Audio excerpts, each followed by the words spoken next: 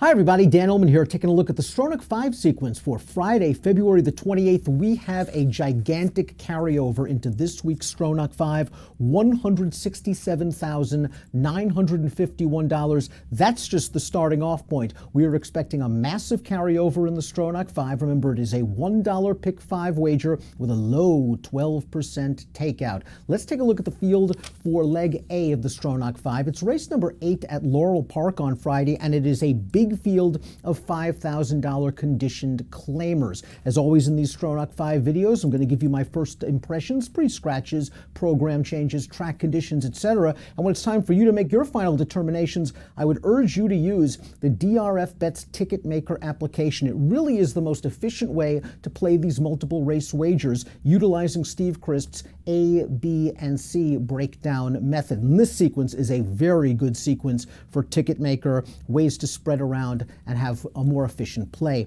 In race number 8 at Laurel, it's an interesting race because you have a full field and you have a very sharp horse breaking from the outside, stepping up in class. That's the number 12, Handrail. Now, Handrail returned off of a lengthy layoff last time out and just showed really good speed running at Laurel for the first time. Down while a little bit tight on the inside, pressed by two horses to her outside. She just shrugged those horses off in the stretch, and then while the runner-up was getting to her in the lane, she galloped out very well. Lacey Gaudette has been going great guns at Laurel right now, winning at about 30% for the entire meet. I think Handrail, despite stepping up in class, has enough speed to clear this field from the far outside post. Now, she might have to go fast in order to do so, but if she runs anything close to her last race, she all of a sudden becomes the horse to beat, and I want to use her as an A in the Stronach 5. Now, there are 3 other horses in this race at better prices that I also want to use. I am not sure if I want to use them as A's or B's. I'm kind of leaning towards using them as the latter. Let's start with the 3, 15K. 15K is a filly that's taking a hidden class drop. Last time out, she was in a $5,000 beaten claimer. Now she's in a non-winners of 3 life. The horse that won that $5,000 beaten claimer, Swirly Shirley, has won 6 times. 15K was running against tougher horses, and it was the faster division of 5,000 beaten claimers that day. She didn't finish great. She finished evenly, but it was a career best buyer speed figure, a move in the right direction. She's been freshened for that race. She's 8-1 on the morning line. I think she could even drift up off of that price. And with this sneaky little drop in class, I think 15K is a bit of a player. The number 5, Wiki Wood, is another horse. This one's coming off of a long layoff. I'm definitely using this horse as a B or maybe even a C because she lacks a winning profile. She's 2 for 32. She has 8 lifetime thirds, and she hasn't been out in a very long time. She does have some back buyer speed figures that make her interesting. I like her cutting back to this distance. I think she can be sitting just off of the pace. Another horse I want to use in the Stronach 5 in some form is the number 9. This one is also trained by Lacey Gaudette, and her name is Asiano. Take the last race with several grains of salt. She was entered with a $16,000 tag in her first race in a very long time. She was going a mile. She tired. It was a good lung opener for her. Now she goes second off the layoff, turns back in distance. I have a feeling that this horse is going to run a lot better than she looks on paper, and she's going to be a price. The 12 is the horse to beat. That's Handrail. But consider horses like the 3, 15K, the 5, Wiki Wood, as a deep saver, and the 9, Asiano, a horse that you could use as either an A or a B. Let's go down to Gulfstream Park for leg B. We're going 1 mile on the turf. It is race number 8, and it's a $16,000 claimer. I want to key in on 2 horses in here as A's. That's the 7, Go Silently, the 8, American Ninja, coming out of a common race at Gulfstream on January the 18th. Go Silently prompted and pressed the pace from the outside, finished evenly in between horses. Another one that lacks a winning profile, 8 seconds, 8 thirds from 25 lifetime starts. But there is a chance that Amaziel Jaramillo can get this horse out to the early lead and get him to relax. And if he does, his speed could take him the entire way. If not, American Ninja won't be far behind. This horse is in very good form for a barn that sent out some live horses at this meet. Last time out, he was bumped a little bit at the start. He had to wait a bit in the upper stretch. He then split horses and finished well down towards the rail, just missing behind Go Silently. He galloped out with some interest. This horse is in good form right now. American Ninja would be my top pick in this race at 4-1, but I also want to use Go Silently as an A. And if I was going to use a backup, it'd be the 10. Cheyenne Bull. This is a horse that's coming off a 2-month layoff for Jason Service. And this horse last time out just disappointed as the favorite on the dirt. He showed a little speed and he tired. I like that Service is putting this horse back on the turf. He has never been this cheap on the turf. Condition claiming winner at Belmont back in June of 2018. They tried some tough optional claiming horses after that, and since then it's been all dirt racing, a couple of sprints. Cheyenne Bull, I think, wants 2 turns on the turf, and he's going to get it here, and he's going to be fresh and could be close to the pace. A horse you could use as the backup, the number 10, Cheyenne Bull, in leg B at Gulfstream Park. We'll go to the third race of this sequence. It's at Golden Gate Fields. It's at 6 furlongs, and it's a $25,000 maiden claiming race for 3-year-olds. I want 1 first-time starter. I want 1 established runner. They happen to be the 2 favorites on the morning line. Big Perm, the 5, is the first-time starter, going out for trainer Jonathan Wong, winning at almost 30% for the meet.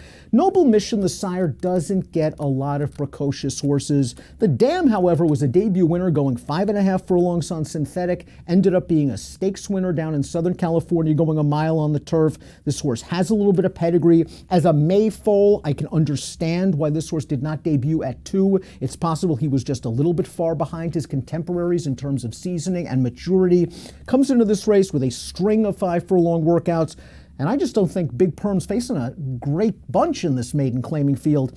I'd use him, and Mr. McLean's the horse to beat, the number 2, the 9-5 morning line favorite. Last time out, sent off at 2-1, battled a 5-1 shot in the early portion of that race, right into the ground. That horse ended up finishing last. Mr. McLean emerged from that pace scrum with a clear lead and then was run down late by a good trip closer. Mr. McLean, if he gets a breather here, despite stretching back out another half furlong, he could be long gone on the lead. I'm keying 2-5 in race 3, leg C of the Stronach 5. Let's go down to San Anita, the great race place. Race number 3 is leg D, another maiden race. $50,000 maiden claimer. Similar situation, similar strategy for me in leg C. I want 2 first-time starters, and I want the established runner. Raneem has been a big disappointment for Bob Baffert. Hence the big drop in class here for a tag for the first time. But Raneem has speed. And I'm not sure I think much about a lot of the other horses in this race. Some of them turf horses, some of them first-time starters. This might be Raneem's best chance to get to the winner's circle, going turf to dirt. The last time she raced on dirt, she was in maiden specials. It was a speed-favoring track. She couldn't get to the lead. Here, she should be able to get to the front with an aggressive ride. The 2 first-time starters I want to consider are the 1 Enriched by Deb and the 3 Fresh Face. Let's start with the 1. Enriched by Deb is by Munning. She sold for $105,000. She's a half-sister to a Grade 3 placed router named Dark Winds Over Dubai, a horse that was quick enough to win his first 2 starts. And the dam is a full to the Coaching Club American Oaks winner, Funny Moon. Maybe this filly wants a little bit of distance on the bottom of her pedigree, but the Munnings on top imparts speed.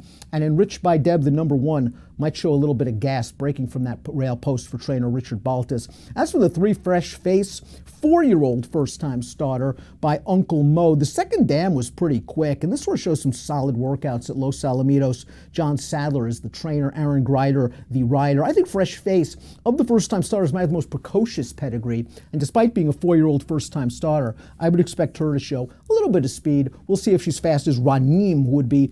Probably the top pick in this race. The 1 and the 3 I'm considering as backups. We'll close things out with the $167,951 carryover as the starting off point in this week's Stronach 5 with race 10, leg E. I like the 5, Spinning Kitten, 6-1 on the morning line. Spinning Kitten's a bit dirtied up in form. They tried him on the dirt off the claim last time out. He is a Kitten's Joy out of a British-bred mare. He wants nothing to do with dirt. He was beaten a country mile. With that line staring you in the face, it might help Spinning Kitten's price as he gets back to his preferred turf surface. And even though he was the odds-on favorite and got beat 2 starts back, I thought he ran pretty well. He tracked the pace 3 wide and in between. He was 3 wide on both turns. He made the lead. He finished okay to be third. His regular Beyer speed figure, high 60s, low 70s, makes him tough. 6-1 on the morning line is very, very appealing from a single win price as well as in the Stronach 5. 2 horses I would also consider as backups. Certainly, they are the number 4. That's Noble Lion. Noble Lion hasn't been out since October. Kelly Rubley has done a great job at Laurel. Just knocking it out of the park with the horses at Laurel. At Gulfstream, the horses aren't running very well. This horse, though, fits at this class level, and he's lightly raced enough that I think there's some upside potential, and he does have a little bit of tactical speed, but the barn's been a little bit cold at Gulfstream, something to consider. How about the 7, Sirhosky?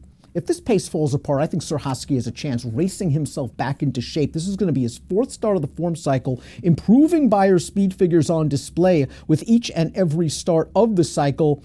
he's been closing in his last couple of races, and I think if the pace gets hot, Sir Hosky could be the one to take direct advantage. So I like the 5. I'm also going to use the 4 and the 7 in the final leg of the Stronach 5. I wish you good luck chasing this gigantic carryover, and the action starts with leg A, Laurel Park, race number 8, approximate post time, 3:49 Eastern. Best of luck.